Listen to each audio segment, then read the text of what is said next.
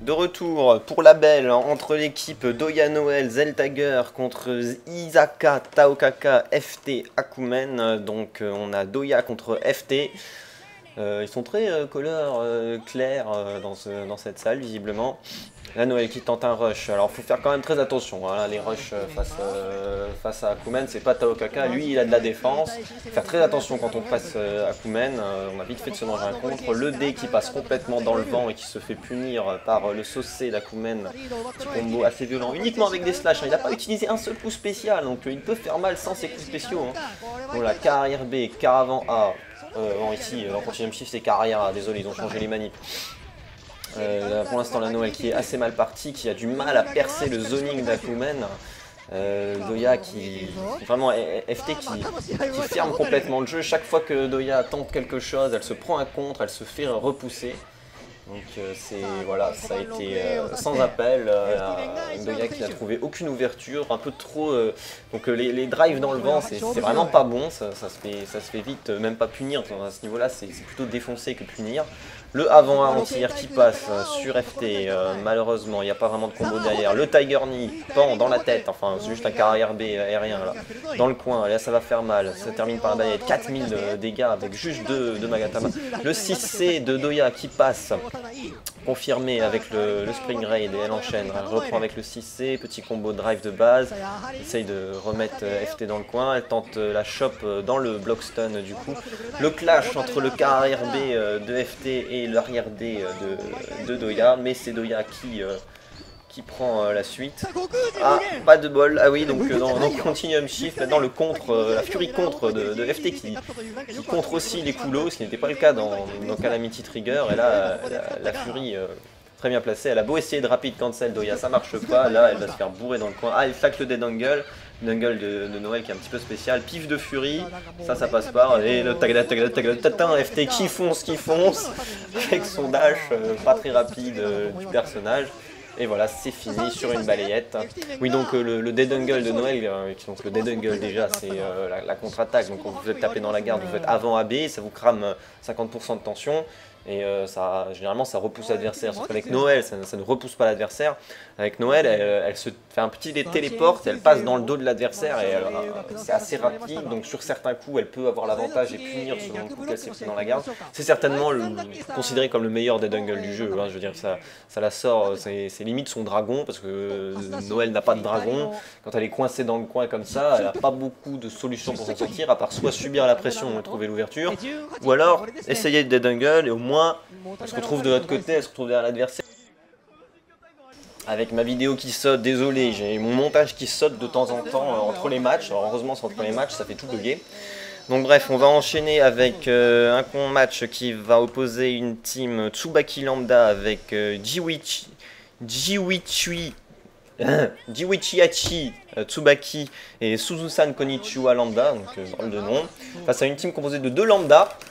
Aitsu Nanke et Wasuda, donc Aitsu Nanke à votre écran à droite face à Hachi, je l'appelle Hachi, donc le Tsubaki qui a du mal un petit peu contre Lambda parce que Tsubaki a besoin de son drive pour de charger avec son drive, donc vous la voyez se poser avec son bouquin là en train de bouquiner pendant le combat, c'est pour charger la petite barre et pouvoir créer des coups spéciaux plus puissants et surtout faire des combos qui font mal.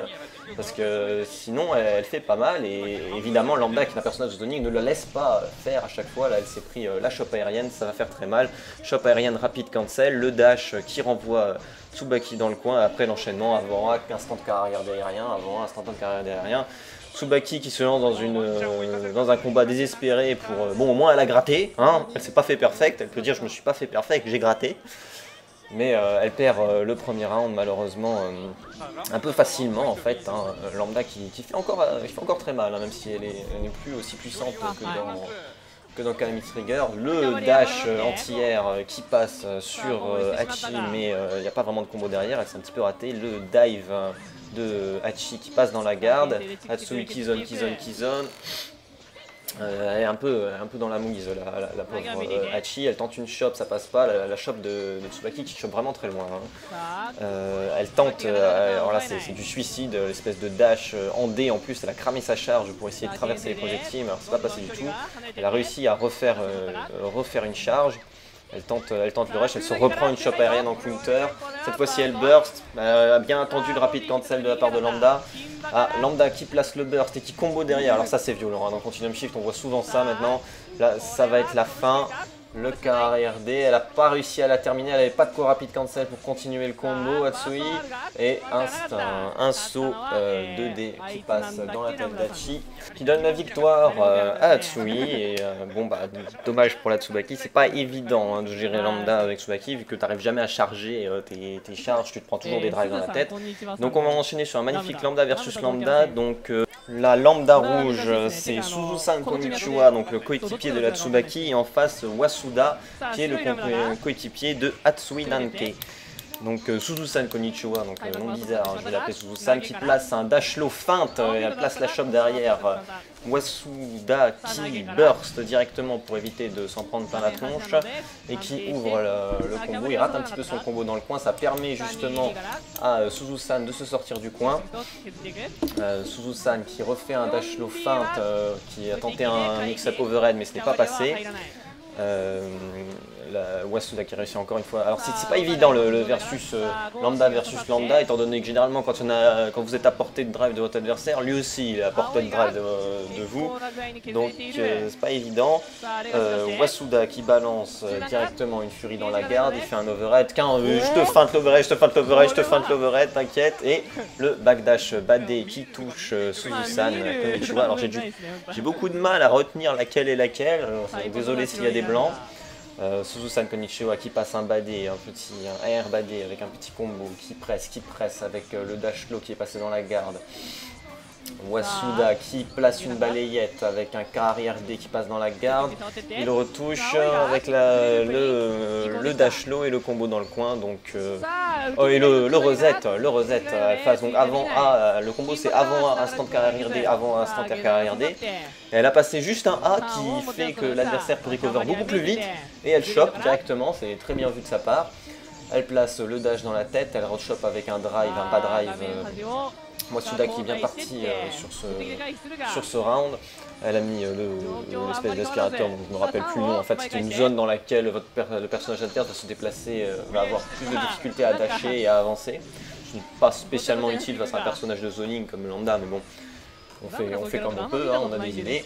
Wasuda qui rebalance une furie à l'autre bout de l'écran pour pouvoir essayer de choper le pressing. Il aime bien faire ça, visiblement. Le instant backdash badé qui touche Suzu-san Konnichiwa, mais ça fait pas beaucoup plus mal. Le dash, vous voyez, le dash il a été arrêté par le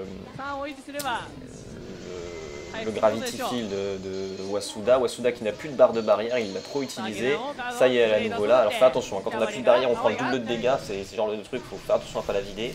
Suzu-san Konnichiwa qui a trouvé donc l'ouverture dans le coin et qui termine son adversaire. Bien vu, donc on s'envole vers la belle entre ces deux Lambda, qui sera pour la prochaine vidéo. A tout de suite.